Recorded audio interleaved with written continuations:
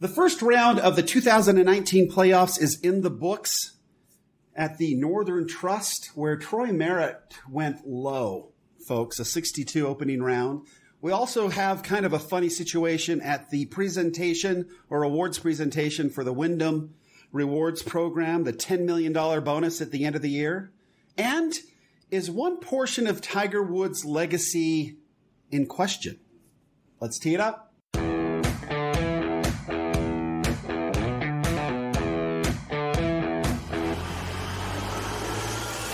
Welcome to Data Access Golf, your home for rapid golf improvement. And now, from the thin air of the Rocky Mountains, next on the number one tee, your host, Aaron Stewart. Hey everyone, Aaron Stewart, Data Access Golf, the podcast, coming to you today from the quiet confines of the office. Fortunately, all the construction around here has been done. They finally overlaid the parking lot. Just 20 years too late, but it's done now, and it's good to have those construction folks gone. They kept peering in the windows here. I don't know what they were looking for. So it's good to have them gone, and it's good to be talking golf again. So the Northern Trust is off and running as the first leg of the newly revised playoff schedule. Only 3 events this year. So it's you got to move quick, and you got to move fast. And I don't know if that's what's causing this blitz right out of the gate, but it seemed like a sprint from, it seems like the first 2 days, everybody's sort of kind of feeling everybody out. And then, you try to go for it on moving day. But man, right out of the gates, this was crazy stuff. Troy Merritt, who came into the tournament at like 250 to 1, goes off at a 62. No bogeys on the card. Unbelievable. So he goes out in 32 and comes in 30 for a cool 62, 5 birdies on the back. Very, very impressive. Some of the other ones here, Dustin Johnson off to a fast start. Kevin Kisner, 64. John Rahm at a 64. Tony Finau at a 65, a local boy. A good dude, honestly. Webb Simpson, whose good play continues. We'll talk about him in a little bit at the Wyndham Rewards, because what he pulled off last week, finishing second, kind of was a pretty big deal. Rory McIlroy off to a good start at a 65. Justin Rose, who got bumped out of the Wyndham Rewards money by said Webb Simpson, also a good round out the gate at 65. Patrick Reed, Max Homa, he was like 500 to 1 and threw down a 66 out of the gate. So. And then Danny Willett, haven't seen him in a long time, but opening round 66, which threw him up 40 spots, projected him up 40 spots for his opening round play. The biggest jump of the day, as far as projected, was Peyton Kazir, who jumped up 44 spots, and he's one that we kind of were talking about that maybe he wasn't going to make it at all. He got a good tournament and worked his way in towards the end of the year, and now just jumped up the leaderboard with an opening round 66, -5 in there. So kind of some of the disappointments, obviously. Well, you've got Jordan Spieth with a -4 and Justin Thomas. So some of those big names are up there. But obviously Tiger Woods, a bit of a concern. Quit early with his practice rounds, tightness in his back. And just kind of off to a really slow start. Phil Mickelson was one over. It's an interesting discussion. And Tiger Woods with a plus 475, which is about as bad as it gets, right? You only got Patrick Rogers who put down a plus 576. And then you've got Tris Stroud and Aaron Baddeley, who both withdrew. But anyway, Tiger Woods with the sore back. And it looks like another missed cut. Some people were freaking out that, Tiger Woods is missing more cuts than he ever has. And he is. He's had 2. This might be his 3rd missed cut of the year. And, we always look at those consistency ratings, which is essentially how many events you've entered how many cuts you've made divided by the number of events you've entered. And so he's running about 77% for the year with 2 missed cuts. He hasn't played a lot, basically 9 events that we would count to figure out that number. And yeah, that's considerably lower than his 91% for his career. And so I just did some quick numbers to kind of look at this. It was funny because I kind of got what got me onto this, honestly, was there was an article talking about how Tiger Woods got out to a sloppy start and that, he might miss the cut. And cuts are obviously something that we look at here at this program quite a bit because I think that it's a great way to show somebody's consistency over the course of their career.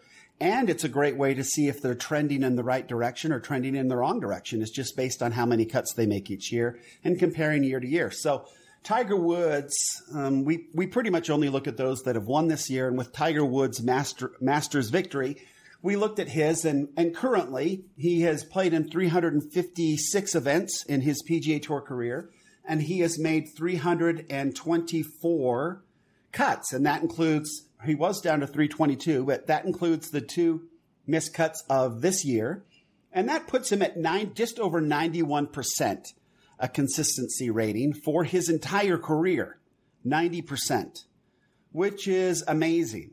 And just to kind of put this into perspective, I went through and looked at the rest. Well, I basically looked at the top 10 in the FedEx Cup to kind of see, where they settled in. But I started to think about, okay, Tiger Woods' legacy, one of the big records that he's most proud of is his consistent cuts number, right? And that was just a longevity record that nobody's probably ever going to come near to. So it's something that was important to him and something that he was obviously, maybe he wasn't aware of, but playing consistently and playing very good golf at a very high level was super important to Tiger Woods, right? That's where he's got all his 80-something victories, his 15 majors, all of that good stuff. And so now he sits at 91%. So it's dropped this year, obviously.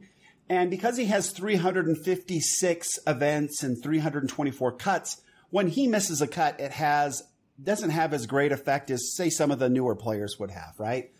So I just kind of projected out, and let's say, to see how long it would take for him to fall out of this Legends level. So any of you that have seen my Monday lives when we do the Data Mondays and we go over the data for the winner of the previous week's tournament, will know that I always kind of throw up the consistency scale and kind of rank players based on their the percentage of made cuts over the course of their career. And Tiger Woods is literally the only one who's in the 90% tile, right? Where he is in that top tier all by himself. And so I named that one the Legends category. Well, in some of I can't remember if it was Instagram or Facebook, but somebody commented that my consistency scale is quote unquote dopey, which I thought, okay, that's fine. Dopey is an opinion. I have no problem with people expressing their opinions. In fact, I welcome them. I love to have opinion.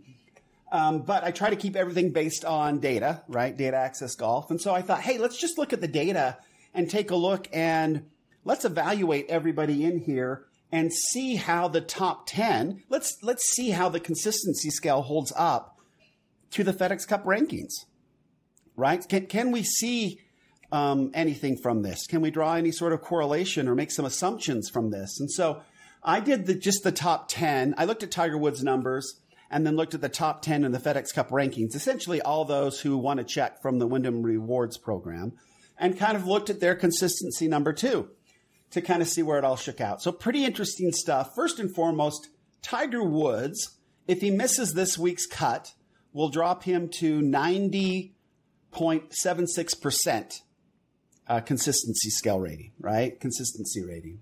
If he misses another cut, it would drop him to, that would be 358 events, only with 324 cuts. That would drop him to 90.5, 359, and another missed cut. So it's going to, before he drops out of this 90 percentile range, he is going to have to miss 5 more cuts and not make any cuts, right? Because if you make a cut, it moves it the other direction. So it will be interesting to see if Tiger Woods, and obviously at the tail end of his career, if he is going to, where this is going to end up. I'm actually super fascinated to see if Tiger Woods can finish his tour playing career in the 90s for made cuts. Right? That will be kind of fun to watch over the course of the next few years and make it interesting anyway. Something to talk about for sure. A conversation piece, if you will. So, but if we look at these other, so this is my rebuttal back to the good friend that called me a dopey, or called the consistency rating dopey. If you look at the top 10 in the FedEx Cup, all of those folks who made a bonus for being consistent over the course of the year, and I'm not looking at just this year, I'm looking at their entire careers. So then let's take a look at this. So you've got Brooks Koepka, obviously, who finished in first place, picked up, what, $2 million, I think it was? Yeah, $2 million for his great year. He has made 84.43% of his cuts for his career. Now, his regular season is quite a bit lower than his major season as far as cuts go. He's like at 96, 97% as far as made cuts in his major appearances. He's only missed one cut since 2013 in the majors. So that's a very impressive record. So his 97 there, combined with the rest of his, regularly scheduled tour events, brings him up to that 84.4%. In second place, we've got Rory McIlroy, who finished just a couple points ahead of Matt Kuchar, and that those few points made Rory McIlroy an extra $300K. And during the live event, if you want to go and look on the Golf Channel, they've got that. They've got kind of the presentation up there. And at one point, Matt Kuchar is complaining about losing $300K by just a couple points, and Rory McIlroy quickly quips back, "Yeah, and we know how much money means to you." And to which Brooks Koepka had a good laugh, and I think we all did, because poor Matt and his money issues earlier this year down in Mexico, all right? But anyway, so Rory McIlroy picked up $1.5 million. His consistency rating for his career is 86.06%. So very high. That would put him in the elite category, as is Brooks Koepka. So we have the Legends is 90 and above. The elite category is 80 to 89%. And the solid category, solid tour players that keep their card and do well on that have a long career on tour, are the 70 to 79% players. Good players that kind of bounce up and down and all around, 60 to 69%. And then those that probably are going to lose their card are those that make 59% or lower of their cuts, right? So we've got both Brooks and Rory in the 80 percentile, so that puts them in the elite category.